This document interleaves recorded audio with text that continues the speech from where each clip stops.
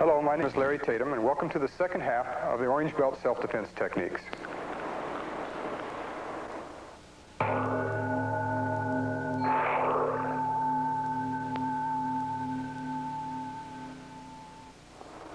The next technique is called thrusting salute.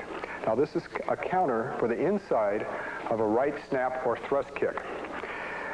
Now it's important on this technique. This is going to teach something that will be important for you as understanding the strategy of Kempo.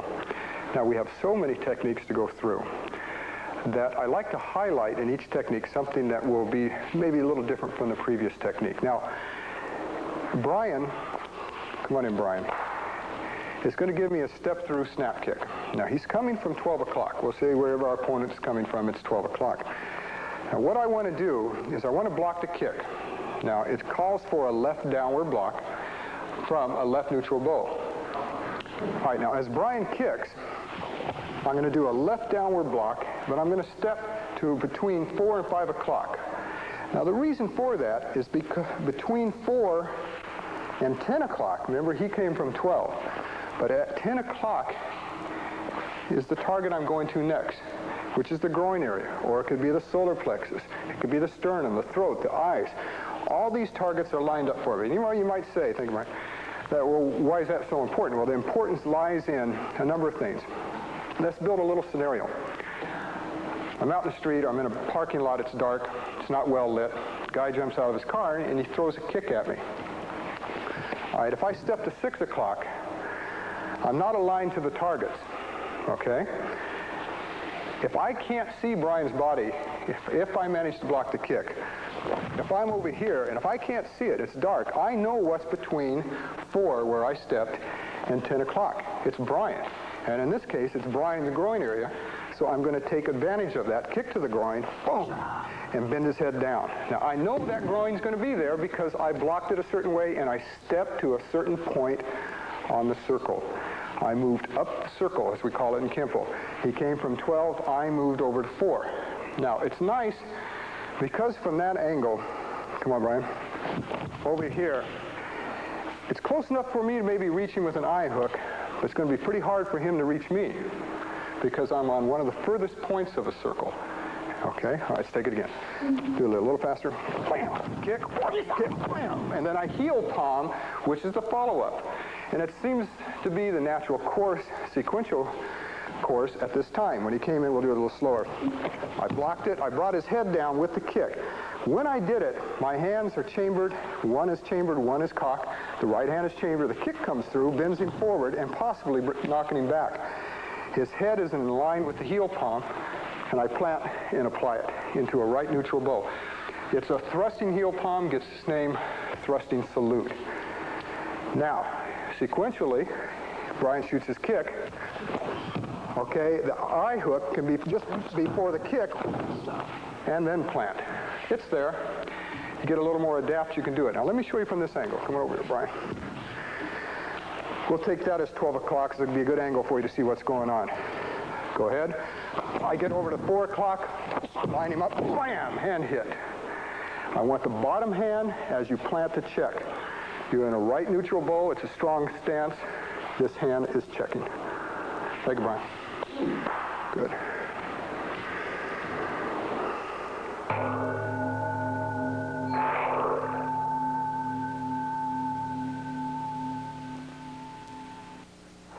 The next technique is called striking serpent's head. Now, striking serpent's head is a unique technique, and here you're going to learn something about circular motion, probably at its best. Now, what I mean by that is, you know, the shortest distance between 2 points is a straight line, and we know that. And a straight thrust punch or whatever is the quickest way to get to a target. But you don't always have, or you're not always in a position to get to a target in a straight line, and you're going to need a circular line to get to it, depending upon the situation. Clyde? Now, in this attack, it's a front bear hug. The arms are free, rather. He's leaning in on me. He's trying to squeeze, break ribs, choke me, or lift me up or throw me down. What I have got to do is immediately drop my weight to control his height and to control my own. If I hold on to me, Clyde. If I drop my weight, suddenly he's going to have to come down with me. I weigh too much for him to hold me up that suddenly. It doesn't mean he can't readjust and pick me up. For that moment, though, I'm not going to get lifted up and thrown around, okay? Now, the technique calls for a snaking punch or a left circular inverted punch as he comes in. Now, when guys grab and hug, get in, they bury their head and they start squeezing, and it's hard because they bury their face so that they can't get punched effectively. You can try and rip and pull and all this, but if he's buried in there deep, it's hard. But by covering one target, they what? They expose another target. In this case, it's the back of the neck and the mastoid, the hard point behind your ear. Now, what's happening is I'm going to contour his back, and as he moves in, I'm going to drop back, and I'm going to come up his back this way and hit that mastoid, or use my wrist to hit the back of the neck. But they're both going to get hit simultaneously, and it's nothing but contouring, all right? The other thing I want to do is I don't want this going up higher, so I want to check this arm. So as I chamber and cock my hand, I want that elbow to come down right on the inside of the forearm or even the bicep and hit, but keep that arm away from you so that they're working together. And you know by now that there's more moves to this than what I'm just showing. And you can see the heel palm hit as I'm moving back. Now, as he moves in and drives me back, this hits. And as that hits, this hits here. Now you grab the hair, anchor your elbow, just like we did in a couple of other techniques, and you go to a left forward bow, and I'll show you why. My knee is pinned up against his. If I go to a forward bow, it starts to control his height again. Not only that, but with my elbow anchored down, and as I pull his head back to control his height, it exposes the target, and I'm going to use a forward bow and use a right half fist thrust to his throat at this point. That's what I'm doing. Okay, let's watch this again. All right, he grabs, I drop back, bam, boom. These two hit together. This grabs, forward bow, this anchors, and then half fist to the throat. Bam, and then I'm out. Okay? Thank you, Clyde. Let's do it from this side so they can see what's going on from here. Grab. I drop back, heel, you can see that heel palm hit. There's the shot, there's the two anchors, one here and one here. It's important, they're in there, they should be used. Half fist to the throat, and then I'm out. Thank you, Clyde.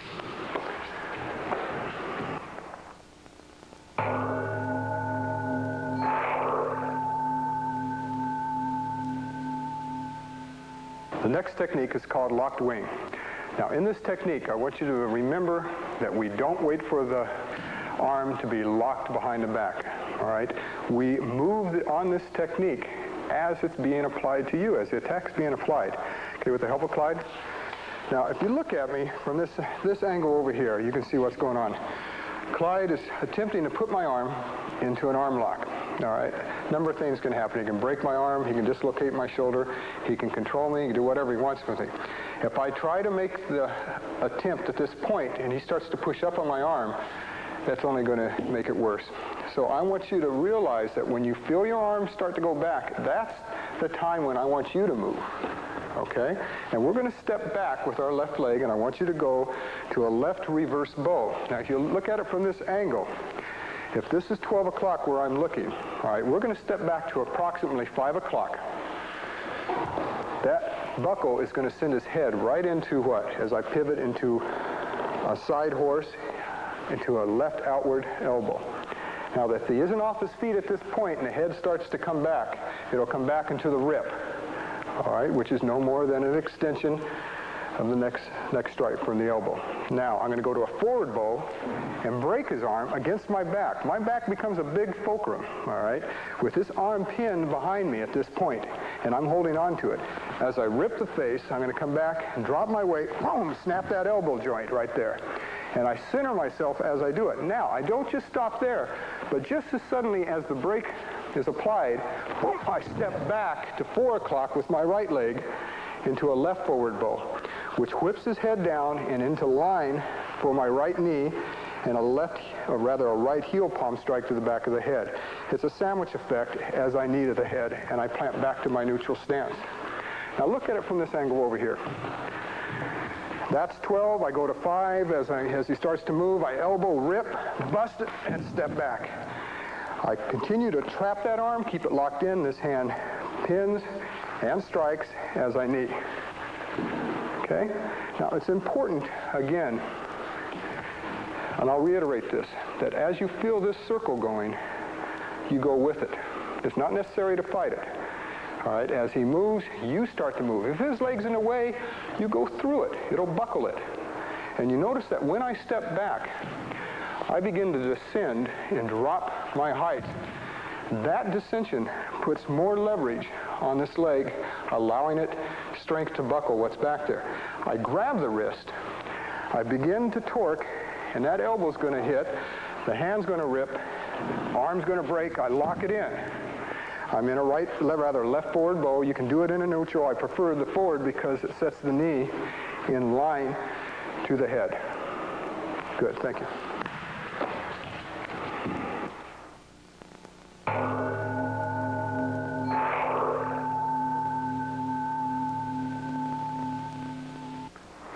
The next technique is called obscure wing.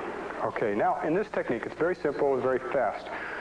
But now this technique teaches a little bit about reaction from your opponent, all right? And like I said, you know, as I go from technique to technique, I try to put something in and highlight something that we didn't before. With the help of Masood, now I'm going to let him do the first part of the technique on me.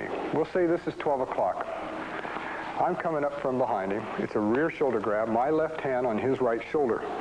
Now he's going to step over, and he's going to go into a horse stance and drop his weight, and he's going to do a right back elbow. He's going to hammer fist to the groin, and then he's going to do a right obscure elbow. He's going to turn his body a little bit, contouring my chest, and hit me in the throat or the jaw, and that'll be the technique. It's simple, it's effective, but I want you to understand something about it. When he steps over, he pins my hand, and he does the elbow. That's all at once, the step, the elbow, and the pin.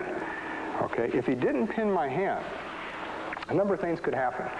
The reaction from getting hit in the solar plexus is this. All right, that in itself could be a finger in his eye. I chose his chin because I didn't want to hurt him. All right, but that's the reaction. You hit somebody like that, their arms just don't stand there. It hurts. He buckles forward, and the hand will probably go right in your face. In Kempo, you learn that you have to be prepared for the unexpected. What he is trying to do to you and what he doesn't try to do to you can still hurt you, all right, or kill you. Now, in this situation, again, now he's going to pin my hand and do the first move. My reaction is going to be stopped. This isn't going to go into his face. Then he can finish the next move and so forth, okay? Now, if I take his place over here, he grabs, and it doesn't take a lot of grabbing, a lot of pressure. What you're stopping is this thing riding into your face. All right, now, he can put a little tug on it. As he pulls, he only increases the power of this, and then back up. You can let go of that point. Now, while I'm talking, I'm not turning my body, but what I want you to do is when you hit him on the last shot, I want you to turn a little bit to make sure it's not your best friend you're hitting, okay? All right, thank you, Masood. Good.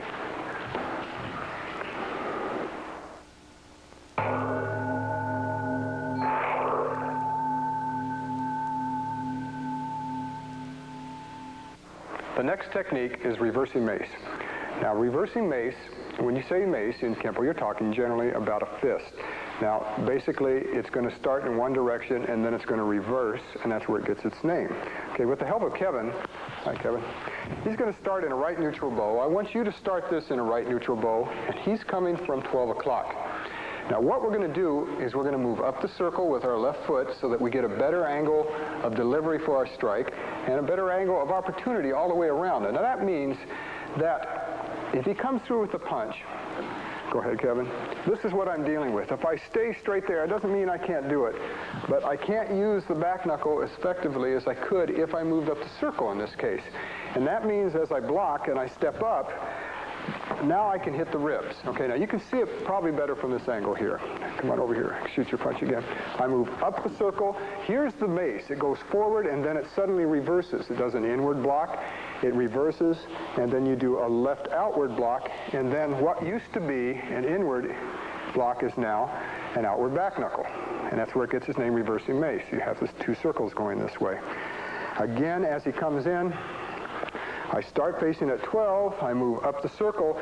I can elongate this because of the angle that I took with my foot. I could do a finger to the eye, okay? Now my angle of delivery is enhanced by that step up the circle.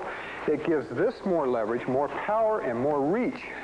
Whereas if I stayed at 6, I don't have that. I should go then, if I'm not going to move up the circle, then do a different technique, but not reversing mace. Reversing mace was to teach you to move from a better angle of opportunity.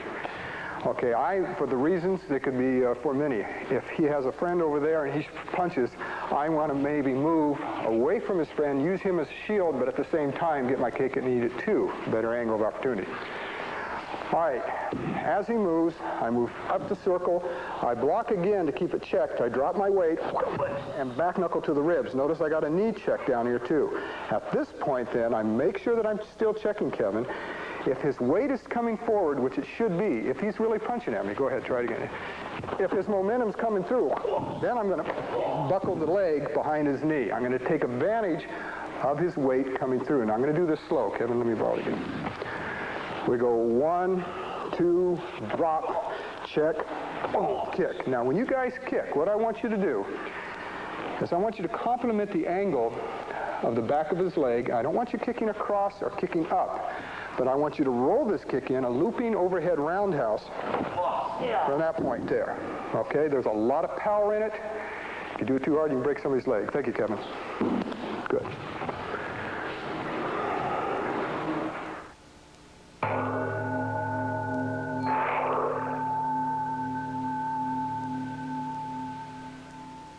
The next technique is called buckling branch.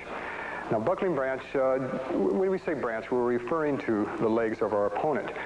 Now, this is a good technique. This puts you behind your opponent so that you're working in what we call the dark areas of your opponent, or the obscure zones to your opponent. Or if in your case, it would be zones of sanctuary. To them, it would be in an obscure zone. With the help of Kevin? Good. Now, Kevin's going to start in a right neutral bow. My feet are together. He's coming from 12 o'clock. Now, what he's going to do, he's going to attempt to kick me with his left leg, and I'm going to move, like I did on thrusting salute, up the circle to 4 o'clock. And as I do, bam, I'm going to block it, and I'm going to do a right inward downward, palm up, followed by a left outward downward, palm down. It's a double block because I want to spin Kevin somewhat. I want him to turn to give me a better angle to get my strikes in. All right, now, we'll do it slow. The first kick comes, the bottom hand's going to come across and catch it this way. Now, this acts actually as a parry. The other one wipes it clean and allows me to turn him, okay? It's a little more advanced, but you guys can handle it. Now, here comes the kick, right? Bam! I turn him. Now he came from 12. I'm facing basically 10 o'clock. I put my guard up, and I'm going to kick him in the groin. I'm going to use the instep of my foot as I do it. I'm going to come from here, boom, kick him in the groin. I'm going to plant my foot into a right front twist stance, make sure I keep his points, pivot points, checked, and then I'm going to drop in and do a left side kick to the back of his knee, and that's going to be the buckle. I want you to plant down. I want your leg in close to his hip, and I want you to keep him checked. I don't want that arm coming up. I want his leg checked. And that's where we're going to end it up. Let's try it again, Kevin. He's 12 o'clock. I go to 4. Bam! I spin him, make my kick, and buckle that leg. Keep your eye on him, and that's where we'll take it. Thank you, Kevin. Good.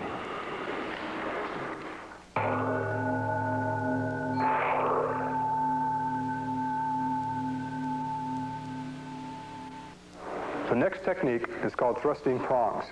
Now, you're going to use your thumbs here, and it's a defense against a front bear hug with your arms pinned. Now, with the help of Rick, how you doing, Rick? Okay, as I'm being grabbed from the front, my arms are pinned. You know, I don't have a whole lot of movement, but yet I have enough if I put it in the right place. Now, come up just a little bit, grab me again.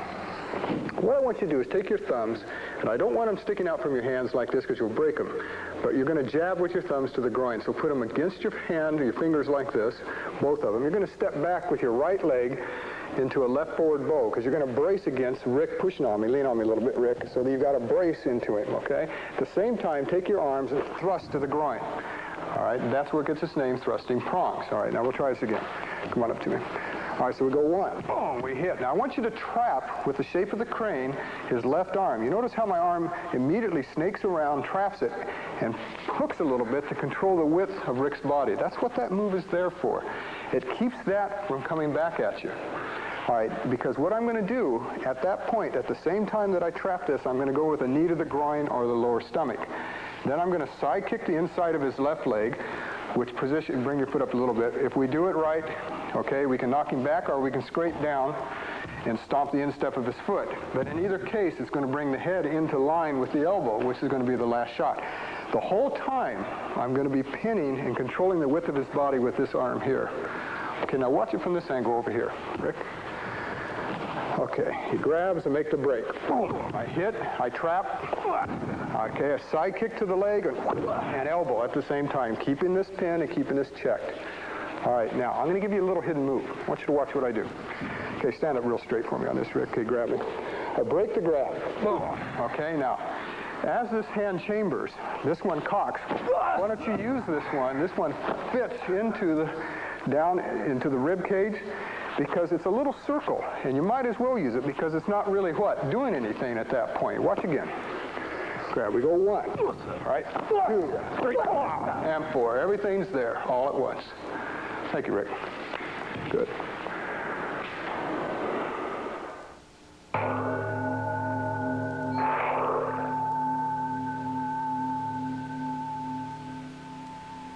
The next technique is called twisted twig. Now, in this technique, you're defending yourself against somebody that has a wrist lock on you. All right, now, we're going to go out the bottom side of the circle to get out of this. We're going to take an angle of least resistance. We're not going to fight him on it. So I'll show you what I'm talking about. Brian? Now, how I got into this wrist grab, I'll show you in a moment. But what I want to show you about it, it's dangerous because he can break my wrist. But even beyond that, if he starts pushing down, he controls my height. I can't fight back. I've got too much of my own weight going down on my legs. He can bring me down, knee, use his elbow, whatever he wants to do to me. Now, if you look at Brian's hands, as he starts to push, it makes a circle, a small circle, but nonetheless a circle. And so what we're going to do, that's going to be our angle of least resistance. As he makes the circle, we're going to step in and hit his solar plexus. We're just going to go out the back door. What I don't want you to do, as he makes that circle, is try to fight and push back up. Because while you're doing that, you could stop it this way, but you could get a knee in the groin and a number of other things are going on. And what's happening is that you're not causing injury. Now, you could say, well, if he pushes my hands down, I'll just poke him in the eye. But when the pain is that great, that quick, it's going to negate this move right here. It's very difficult to reach up to somebody when your wrist is breaking. So the best thing to do is to find a defense that also gives you a target immediately. Now, as Brian starts pushing, I want you to step in and check his knee. Because when he's occupied with his own balance down there, he's not so apt to hold on as tightly. It's very important, okay? Secondly, as he's grabbing me, I check the hands so that as I do hit him with the knee and the elbow, the hands don't go flying into my face. Okay, grab me again. So we've got 3 things: solar plexus, knee, as he starts to push, it all hits at once. Then keep it going, hit the jaw, come back in from a neutral stance to a right side horse stance, keep this hand checking, go to a right reverse bow and hammer to the groin. That'll be your last shot from there. Now, it's no more than working on a circle. 1, 2, 3, 4. And if you want to use this the top hand rather to hook an eye, it's a minor move and it's set up with it. Okay? Watch again. Now, I want you to watch my leg again, Brian. We'll move at this angle a little bit so they can see. Put your right leg forward. Particularly if a guy has a right leg forward in this fashion and he starts to grab, it makes that knee much more important. It also aligns the what? The solar plexus and the chin up together. You see what I'm saying? Now, how did we get in that thing? Well, remember I told you before, a handshake can be a disguise for something else. If I walk up and say, hey, how you doing, man? I can suddenly turn this into a wrist lock. A wrist grab is a good move, particularly if you're trying to control somebody. It's just that watch out for the bottom of it. You have to do it quickly and make sure that you do it properly, like by pushing straight down. Now, the way that you apply the wrist grab is take your fingers, put your middle finger behind his wrist and the other one in there. Put your thumbs on top of the first 2 knuckles and just push down. That's all you got to do. You can put all the fingers back there too, make it a little stronger, more backup mass, and push down. You can grab it with your left wrist and put your right heel palm on top and do it this way. You can use your forearm this way, your elbow. You can come in and break it this way. It's a dangerous move to be caught in. You've got to react as it's happening to you. If Brian is starting to make the move, the circle, that's when I have to move. It's too late if he gets me down this far. Okay? Remember this. It's important. Thank you, Brian. Good.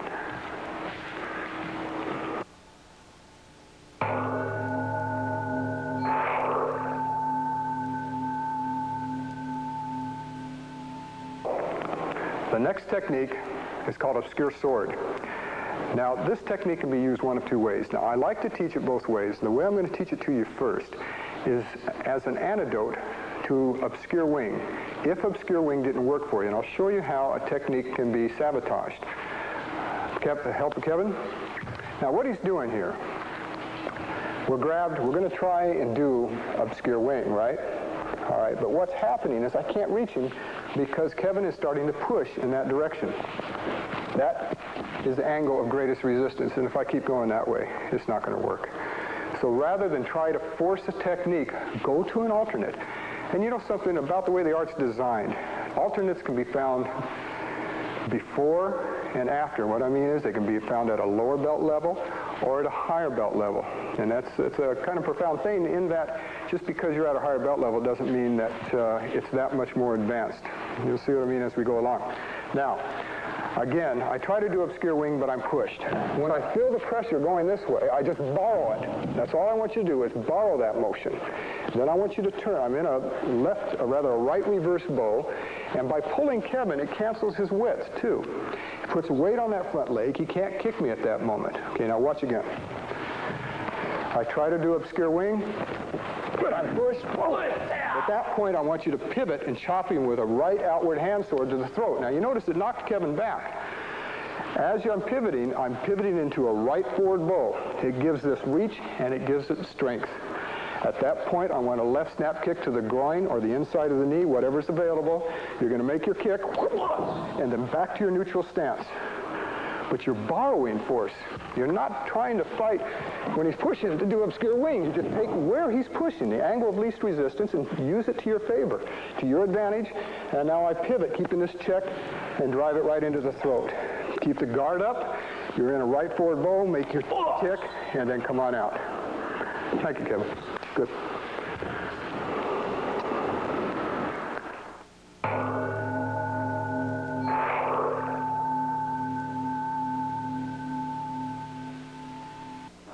The next technique is called repeating mace.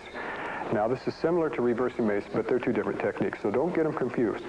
Now, on repeating mace, it's taught for a number of reasons, one of which is that you're being pushed, but you're at such an angle, it's going to be hard for you to react quickly. So we're going to use a move, and we're going to use an outward parry, a very quick parry, to redirect the motion. If we do it properly, we'll find that the targets will expose themselves. Rick is going to help me on this. And what it is it's a step through left push to the center of my body. The guy is shoving me, okay? This is what I'm going to run into. All right, what I want you to do, switch your leg back for me. As he shoves, so I want you to do a left outward parry. I want you just to borrow his force, let it be to your advantage, okay? As he pushes, just redirect it. Okay, push straight at me now. As he pushes, I want you to move up the circle. He's coming from 12, so I want you to move up the circle to 4 o'clock. And you're going to be in a modified neutral bow. And I say modified because as he pushes, you're going to be up on the ball of your back foot. Now, with the backhand here, we're going to move from point of origin. That means that we're going to strike the kidney with the right hand. I'm not going to cock it, but I'm going to torque my body and let the torque create power for a right middle knuckle or a right hammer fist. I prefer the middle knuckle because it digs into the kidney. As I pivot out of my stance, it's going to dig in and possibly rupture the kidney, or it could break a rib at that point. Now, if you watch when he pushes, right, bam, the parry and the strike all happen at once. All right? This came from point of origin. As that hit, it arched his back. It allowed me to track down his arm, come in with a back knuckle, and then use that roundhouse, looping overhead roundhouse kick again. Now, in close quarters, come on over here, Rick. Just feet together. In close quarters, when a push is fast and close, you have just enough time to use that outward parry. The elbow must be anchored to work for you, all right? You don't have time to use major blocks. You got to borrow that as quickly as you can, set him up, down, and kick all at once. If we do this a little slower, watch again. The parry, his body weight's coming. I unwind with the strike. I settle with the back knuckle.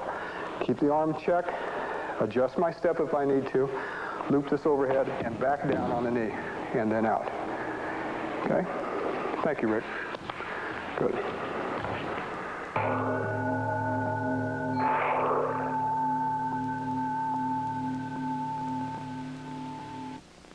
The next technique is called raining claw. Now, raining claw is now going to incorporate a fitted weapon to a target. Now, we've done this before, but I haven't brought it out. Now, what it is, we're going to use a left heel palm overhead claw strike.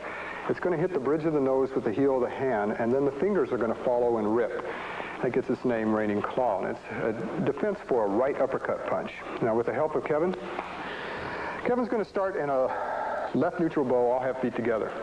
Now, as the punch comes in, this is what we're dealing with, right in here to the lower stomach or even to the solar plexus. Now, I want you guys to make sure that when you step back, that you move the head back and everything back. I want your block to be almost secondary. I want you out of range of that punch.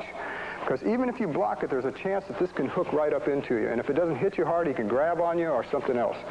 So make sure that you create some distance on that step. All right, let's do it again. When he comes in, we're going to do a right inward downward block, okay? I know it's a long word, it's not important, but the important thing is we're going to use frictional pull. Now, that's another principle involved in Kempo, and that means that as I block his punch, I'm going to circle my arm, and it's the friction of my arm riding his arm at a high rate of speed that has a tendency to pull Kevin's head and his body towards me. It does a number of things. Number one, it brings his head in so that I can heel palm and break the bridge of the nose. And I like you to go to a right forward bow when you do it. You can do it from a neutral, but I like you to practice it both ways. Go to a forward bow and rip, all right? But the frictional pull is going to bring all that in, and it's going to cancel the width too. Punch a little faster. When that punch comes, okay, you can see that put weight up here. Do it again. And it controlled that side of his body. Now, no sooner than the block hits, this hand comes up, breaks the bridge of the nose, wham, this way, and then right behind it, I want you to circle in and do an inverted fist, or what we call a vertical back knuckle. Out of your forward, you're going to go into a neutral stance, and I want you to go to the chin or the nose, but you're going to use a vertical back knuckle. Watch it from this angle. Okay, we do the first move. That brings Kevin in slightly. We break the nose. I'm into my forward bow. This bottom hand checks as I make my hit. And that's where I want you to end up. Thank you, Ken. Good.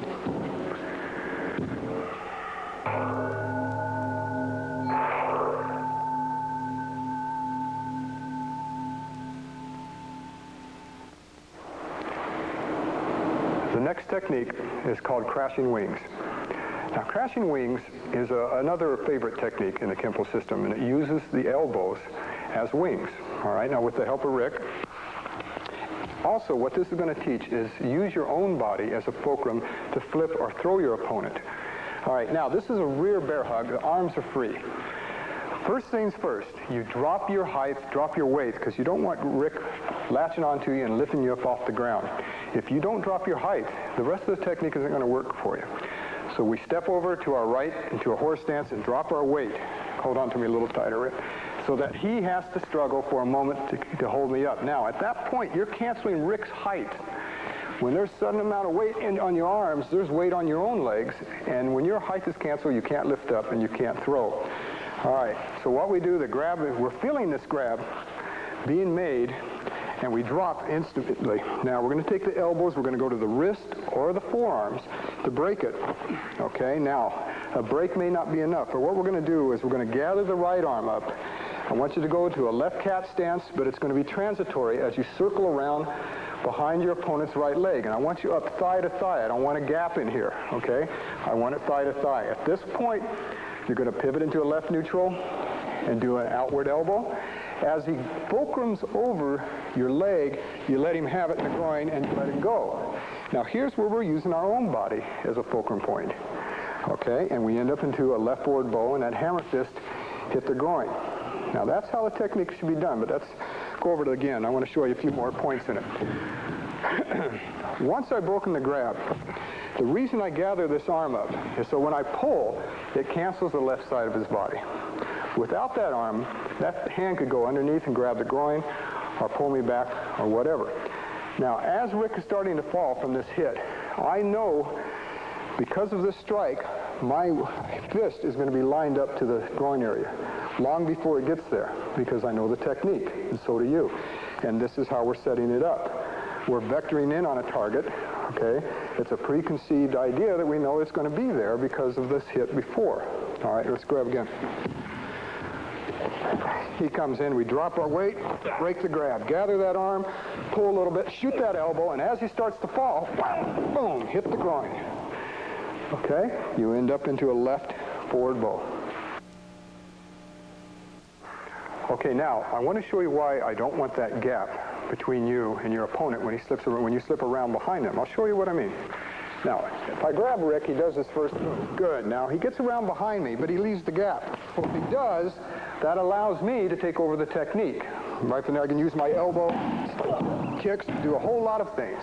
A lot of stuff is open to me. Come on up, Rick. If, though, I'm grabbed, I break the grab, I get around behind my opponent, and I hug this leg, try to take my leg out, Rick, it won't go because I have a bracing angle over here. But the moment I get a gap there, he can start to use that against me. All right? So we keep that in tight. Get it in close. I don't want you here, knee to knee. I want you up here, thigh to thigh, the upper hip to the upper hip, in fact, to be exact. And it allows economy of motion. It's easy to reach the target, and it makes it very simple to move. Thank you, Rick. Good.